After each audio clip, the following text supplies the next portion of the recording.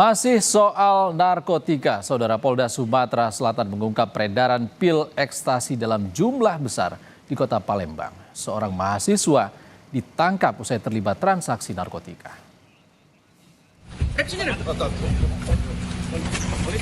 Polisi, mantap.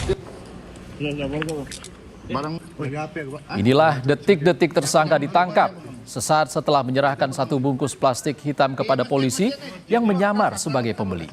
Operasi penangkapan berlangsung di Kelurahan Lorok Pakjo, Kota Palembang. Dari hasil pemeriksaan, petugas menemukan ratusan pil ekstasi dengan total berat hingga 115 gram dengan nilai hingga 95 juta rupiah. Saat ini tersangka telah ditahan Polda Sumsel dan terancam pidana maksimal hukuman mati atau penjara seumur hidup. Siapa namanya? Di masjid nih. Kas, serlok. Di serlok nih. Ini.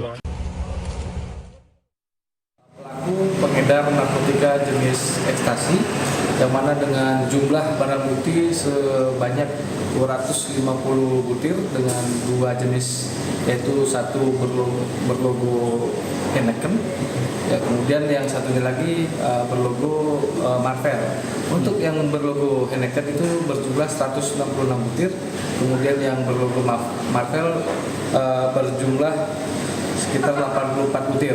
Kemudian untuk jumlah pelaku yang berhasil diamankan yaitu dengan inisial AI, umur 23 tahun.